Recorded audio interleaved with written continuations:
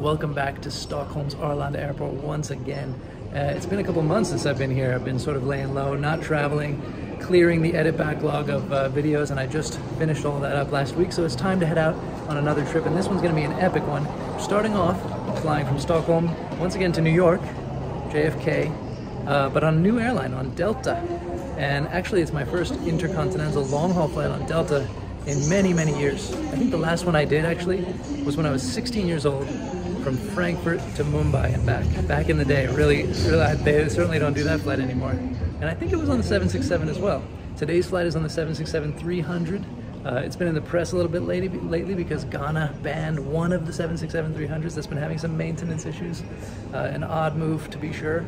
I was wondering whether I would end up with that one today, but I was checking flight radar, and it seems it's gone down to Sao Paulo instead. So we're in Premium Select, the premium economy cabin that was pretty newly fitted to these 300s.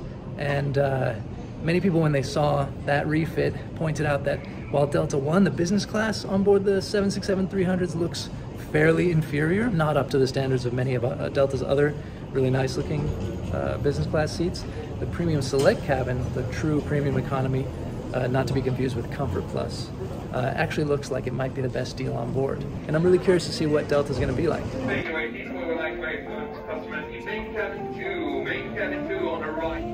Delta has done a nice job refreshing these older 767s. Here's the Delta One cabin, which looks pretty good too. I'll try it out a couple months from now on the return portion of this ticket.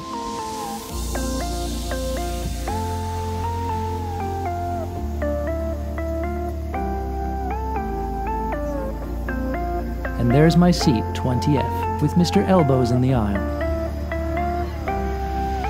This is pretty great in the front row with a perfect engine view, plenty of space to get out to the aisle, and a nicely refitted cabin on a lovely vintage plane. They give you these headphones which look a bit nicer than they are, plus this nice little amenity kit. That's great for premium economy even if the headphones are a letdown. And the seats look really nice and fresh. Maybe better not to look too close in the nooks of the seat though. This is not very appealing. Time is 7 hours and 56 minutes. I'm Captain Killian and we'll be taking you across the Atlantic today. The crossing today should be pretty smooth. We're not showing too many bumps on our radar screen. We might hit just a little bit of light bumps in the center of the Atlantic or so, about halfway across. Then in which case we'll turn on seatbelt sign, and I have to please remain in your seats and seatbelt fastened so I can speak for some light. I've been looking forward to flying on a 767 again, especially to hear these CF6 engines on takeoff. To the jet engine aficionados, enjoy. Power. Lights will illuminate the aisle to guide you to an exit. It's unlikely, but as cabin pressure changes, the panels inside the lavatories and above your seat will open, revealing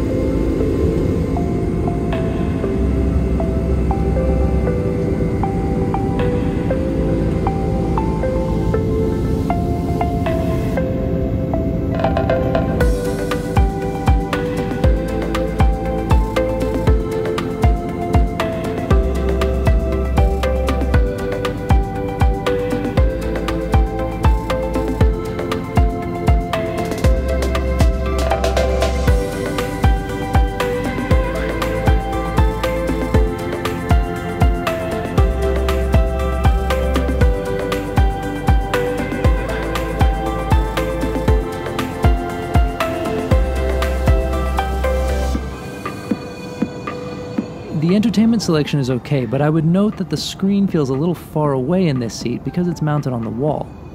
You won't have that problem in other rows.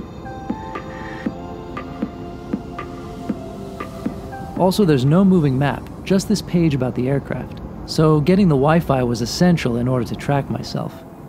The Wi-Fi is not the fastest, and on this flight it cut out for quite a while. So I wouldn't count on being highly productive with it. There's at least a free messaging package if you feel you can live without Flight Radar 24 until landing, but I don't know how you could. Delta hands out towels in a packet, but it's kind of impressive that they're calling them Oshibori, the Japanese name. Is that cool, or are they trying too hard? Let me know what you think. The lavs are also nicely refreshed, perfectly workable. Check out the decibels here. It sounds louder to the ear than most wide-bodies I've flown lately, and this confirms it. The Finnair A330 I flew in March was in the low 70s, for reference. Flight attendants come around with just a few after-takeoff drinks on offer, including a sparkling wine, no idea what kind. It's not bad though. And these cheese snacks. If you fly Delta, it'll be a good thing if you like cheese, because there was cheese in just about everything we were served today. Here's the lunch, which is some kind of pesto chicken, or so they said. It tasted better than it looked.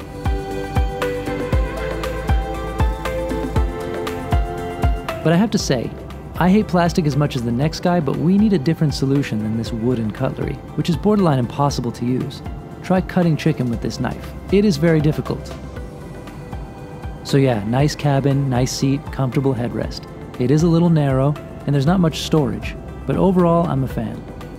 I like the nice mood lighting too. Here's a closer look at what's in the amenity kit. The pouch seems like the most useful part. Otherwise, pretty standard issue.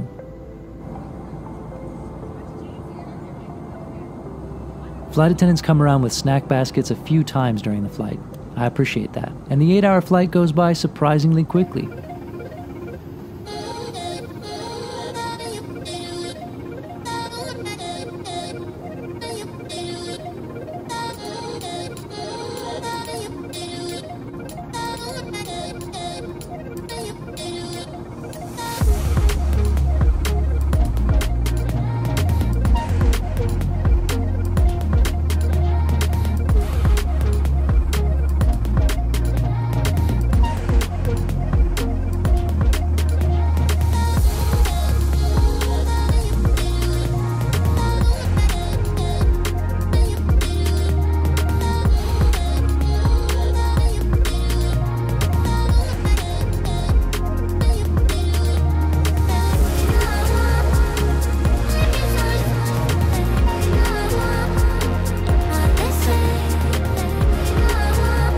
Here's the meal served about an hour and a half before landing.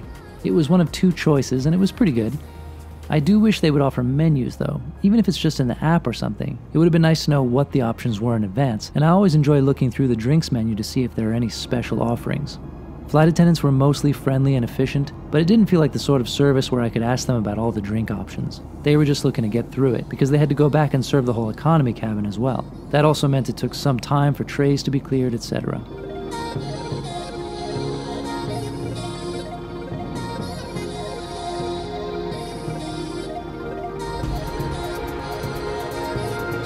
The little chocolate handed out before landing is a nice added touch.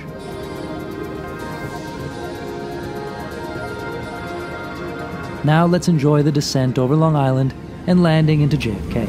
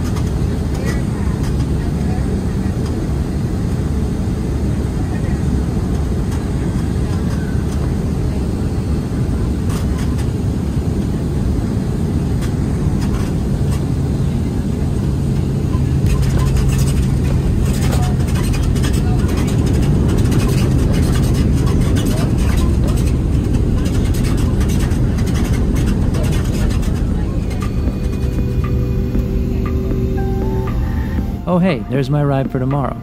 That's right, I'm taking the very long route to Singapore, and we'll be kicking off a little Asia series there, so stay tuned for all that. Don't forget to subscribe, and you know the drill.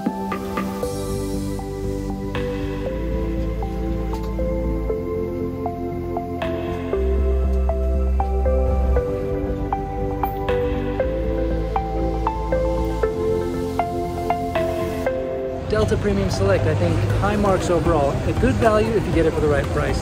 I wouldn't pay too much more than economy for it though. It's still a little tight. You have great legroom in front of you, but the seat is a little narrow. There's not really anywhere to put things. If you're sitting next to someone, you know, it feels like economy plus in a way. But I couldn't complain. That front row had extra legroom. It was easy to get out of my seat. I had a great view of the wing and the engine. And the service was adequate. The flight attendants were friendly.